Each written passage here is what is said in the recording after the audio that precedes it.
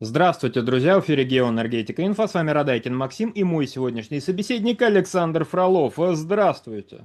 Здравствуйте, здравствуйте. Северный поток может возобновить работу в обход ЕС и с участием США, пишет Berliner Zeitung со ссылкой на источники, источник близкий якобы к «Газпрому», утверждая, что Северный поток является частью секретных переговоров между США и Россией. Один из сценариев – возобновления работы газопровода в партнерстве с США. Александр, пожалуйста, прокомментируйте данный инсайт. Ну, мы с вами, знаете как, каждые 31 декабря мы с друзьями идем в баню. А каждый год, где-нибудь зимой, кто-нибудь начинает говорить о том, что ну все, сейчас американцы порешают с русскими. Северный поток перейдет в управление американцев, и тогда можно будет возобновить его работу. Может ли Северный поток быть предметом каких-то переговоров? Да, разумеется, Северный поток вполне может быть предметом переговоров. Почему? Нет, собственно говоря, любой инфраструктурный проект, любой проект, который касается вопросов энергетики, может быть таковым, то есть предметом переговоров. Секретных, не секретных, неважно. Можно ли, собственно говоря, говорить о Северном потоке? Можно, вот мы сейчас как раз о нем говорим. Но, дорогие друзья, давайте представим себе эту картину. Соединенные Штаты Америки. Кстати, кто это? Ну, то есть Соединенные Штаты Америки. Кто это? Вопрос взяли, зафиксировали, отложили в сторону, мы к нему еще вернемся. Так вот, Соединенные Штаты Америки становятся управляющими Северным потоком. И тогда Северный поток что? Начнет работать? Нет, он не начнет работать, он поврежден. Ну, может быть, может быть, авторы перепутали, и они не отличают Северный поток от Северного потока-2. Может быть, речь про Северный поток-2. Там, да, одна из ниток вполне работоспособна, по крайней мере, как говорит официальная открытая информация. Из 4 ниток. 2 нитки Северный поток, 2 нитки Северный поток-2, одна нитка находится в рабочем состоянии. Одна нитка – это примерно 27,5 миллиардов кубических метров газа в год. То есть это объем, который можно через эту нитку прокачивать, через эту трубу.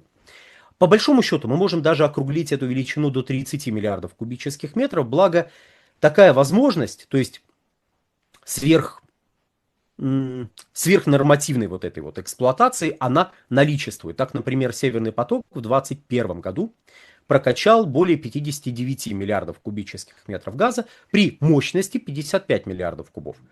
Поэтому, да, мы можем округлить до 30 и сказать, что чисто теоретически, если сейчас начать эксплуатацию трубы, которая входит в Северный поток-2, можно прокачать в Германию аж 30 миллиардов кубических метров газа за год. Ну, правда, учитывая, что мы записываем этот ролик уже ближе к концу февраля, вряд ли можно рассчитывать на то, что да, до конца года можно прокачать 30 миллиардов, ну, просто уже 2 месяца прошло от года.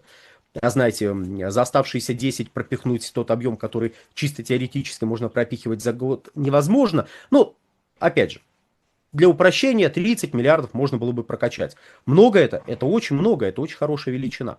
Это, конечно, не те объемы, которые можно было прокачивать раньше по Северному потоку. Еще раз, почти, ну, то есть более 59 миллиардов кубов, хотел сказать, почти 60. Ну, по большому счету, да, почти 60 миллиардов кубов прокачали по первому Северному потоку. 30 миллиардов, да даже 27,5, это вполне нормальная величина. Но что же меня тогда смущает? Ну, все нормально, схема понятна. Русские с американцами договорились. Американцы некие начали управлять трубой. Пусть не Северным потоком, пусть Северным потоком 2. Значит, хопа, Северный поток 2 начинает эксплуатацию, и начинается эксплуатация Северного потока 2, и по нему идет газ. Ну, во-первых, надо решить будет вопрос с Европой. Ну, с Германией, с Еврокомиссией, вот с этими сущностями надо будет решить вопрос. Вопрос, связанный с тем, что до сих пор окончательного разрешения на эксплуатацию Северный поток-2 не получал. Предположим, эта проблема решена. полностью, окончательно, бесповоротно можно начинать прокачивать газ. Ну, то есть Трамп придет к Урсуле фон дер Ляйен и к этому самому Мерцу и скажет им обоим: а ну-ка быстренько разрешили эксплуатацию Северного потока-2. Предположим, что по какой-то причине те кивнут и скажут: ну да, конечно, мы, конечно, выдаем все необходимые разрешения, хотя это будет колоссальным ударом по нашему реноме, потому что мы выстроили свою политическую карьеру, особенно Урсула фон дер Ляйен, как ястребов, как людей, противостоящих Москве, как людей, которые рассказывают о том, что ведется не просто так, вот какие-то события, а война против Европы ведется Россией. Если что, это в 22 году звучавшие слова из уст Урсулы фон дер Ляйен, как раз когда она стала говорить о том, что она не допустит капитуляции. То есть тут по какой-то причине, после того, как Трамп скажет ай-яй-яй, они полностью порушат свою политическую карьеру, ну, видимо, по крайней мере, с точки зрения Урсулы фон дер Ляйен. С точки зрения Урсулы фон дер Ляйен капитулируют, выдадут разрешение, пойдет русский газ. Насколько вероятно такое развитие событий, дорогие друзья? Ну, если предположить, как у нас многие зачем-то предполагали, что американцы прям правят миром, какие-то американцы вообще, американцы в вакууме правят миром, американцы в вакууме с приятной рыжей прической правят миром, то да, конечно, такой вариант развития событий вполне себе возможен. Но и вот тут мы берем вынесенный, так сказать, за скобочки вопрос: а что за американцы? Американцы — это кто?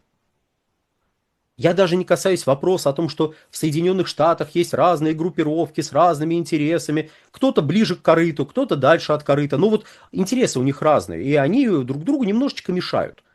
На внутреннем пространстве, внутриполитическом, на внешнеполитическом пространстве, если в этом есть какой-то резон. То есть особых убытков не будет, а вот уязвить противника, да, вполне возможно. Мы этого даже сейчас не касаемся. Эту тему мы даже не за скобки вынесли, а, знаете, отбросили подальше, просто чтобы вот она не маячила перед глазами. Американцы — это кто? Это кто такие американцы, которые должны взять в управление этот газопровод? Притом я говорю сейчас о Северном потоке-2. А потом я последнюю часть видео посвящу Северному потоку-1. И еще одному, как говорят американцы, слону в комнате, который почему-то не замечается довольно многими комментаторами, которые опять усмотрели в происходящем и серии: о, видали, американцы-то с русскими уже все, сейчас Северный поток возьмут под контроль американцы, и газ пойдет. Так вот, кто такие эти американцы? У государства Соединенные Штаты есть какие-то уполномоченные структуры, которые могут управлять такого рода инфраструктурными проектами? Да? Или речь о том, что какая-нибудь американская компания зайдет в капитал Nord Stream или Nord Stream 2 AG. Это компании-операторы, соответственно, Северного потока и Северного потока-2. И вот, став компанией-оператором, они формально, ну, если мы берем ситуацию в вакууме, они формально могут, конечно, взять, да и создать ситуацию, при которой противоречий между положениями третьего энергопакета и поставками российского газа через Северный поток не будет. Ну, то есть, в чем была претензия к Северному потоку-2?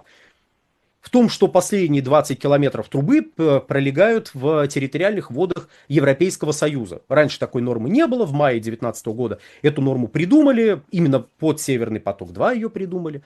Вот. И так как эти 20 километров проходят по территории Европейского Союза, то вы должны не менее 50% мощности этой трубы резервировать под альтернативных поставщиков, которые, как Атлантида, в любой момент могут появиться из пучин Балтийского моря и захотеть воспользоваться вот этими последними 20 километрами трубы. Ну, то есть ситуация, при которой буква закона входит в противоречие с духом закона, даже не пытаются ее осмыслить, потому что суть ее как раз в том, чтобы заблокировать эксплуатацию Северного потока-2. Все, больше какого-то смысла в этом нет. Ну и плюс ко всему продолжение Северного потока-2 тоже вы должны резервировать. А что это вы не резервируете? Позвольте. Да, конечно, альтернативных поставщиков нету в этом регионе. Но Это ж не повод нам включать голову и какие-то исключения вам давать. Нет, мы не будем. У нас есть бумажка, и мы на эту бумажку ориентируемся. Ну и последнее. Я же обещал вернуться к Северному потоку, да? Как быть с работоспособностью Северного потока? Хорошо. Некие американцы берут в управление, что бы это ни значило, Северный поток. Внимание, вопрос. Как скоро можно по нему прокачать газ? Ответ неизвестно, потому что для начала надо будет провести аудит этой трубы, подсчитать, сколько будет стоить ремонт и найти деньги. Вот в такой последовательности. Это, мягко скажем, задача не одного месяца. Нет, если очень сильно захотеть и очень сильно постараться, можно уложиться относительно быстро. Но относительно быстро в данном случае это все равно немножечко выходит за пределы существующих норм о запрете на импорт российского газа. То есть можно ли будет, вот представим себе картину, можно ли будет начать прокачку российского газа, если буквально завтра какая-нибудь американская компания станет владельцем Nord Stream 2 AG, то есть оператора Северного потока-2, и быстро будет проведена процедура по разрешению эксплуатации Северного потока-2, по какой-то причине европейцы на это пойдут, ну представили себе. Можно ли будет быстренько начать поставки российского газа? Да, можно будет это делать ровно вот до второй половины 2027 года. Все. То есть, ну, года полтора еще можно будет прокачивать газ, если вот завтра начать это делать. А потом все нельзя. Кстати, 1,5 года можно будет прокачивать этот газ, потому что он будет качаться в рамках существующих контрактов между российской стороной и покупателями в Германии. И вот тут вопрос Uniper. Компания Uniper – это компания, которая походила по рукам за последние года 4 довольно сильно. То есть она оказалась в сложной финансовой ситуации после событий 21-го, в первую очередь, года. По ней довольно, которые были следствием ситуации 2020 года, когда и тоже было не очень хорошо. В 2022 году компанию окончательно накрыло, и, по сути, она была национализирована. И вот компания Uniper требовала еще пару лет назад с Газпрома что-то порядка 13 миллиардов евро. Внимание, вопрос. Является ли компания Uniper держателем контрактов с Газпромом? Ну да, в общем, очевидно, является. Там была процедура, которая позволяла разрывать эти контракты. Ну вот пока мы этого даже касаться не будем. Эта процедура была, но в рамках нашего разговора даже упоминать этот вопрос бессмысленно, потому что компания Uniper была не единственной компанией в Германии, которая импортировала российский газ для нужд немецких покупателей. Но будет ли компания Uniper добиваться изъятия поступающего газа в счет погашения долгов, как она считает, Газпрома перед компанией Uniper? То есть вот, все эти чудесные разговоры о американцы с русскими сейчас договорятся, американцы получат трубу и будут качать газ, они упираются в такое количество вопросов. Я понимаю, кто-то скажет, да ладно, американцы хлопнут кулаком по столу и все порешают. Ну да, мы видим, как американцы хлопают и решают. Да, мы это видим на протяжении даже не года, а уже более года, только в исполнении Трампа. А до этого мы видели, как американцы порешали в исполнении других людей. Ну да, американцы порешают. Я даже не спорю. Но вопрос судебных разбирательств не урегулирован. Вопрос разрешения на эксплуатацию Северного потока-2 не урегулирован. Вопрос об ограничениях на российский газ, наложенных в рамках санкционных пакетов, не урегулирован.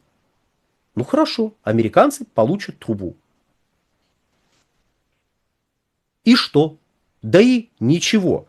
Без урегулирования массы вопросов, которые стоят за этой трубой, возвращение к эксплуатации ни Северного потока, ни Северного потока-2 невозможно. Кто бы трубой не владел. На этом, дорогие друзья, все. Всего хорошего. Камера сюда. Александр, большое спасибо за комментарий, друзья. Подписывайтесь на телеграм-канал Геоэнергетика Инфо. Подписывайтесь на телеграм-канал Александра Фролова. Ссылки будут в описании и закрепленном комментарии. Там же будут реквизиты для желающих финансово поддержать наш проект, чтобы мы и дальше также бодро вещали на всех площадках без монетизации, исключительно благодаря вашей финансовой поддержке на Sponsor.ru. Спасибо, до новых встреч.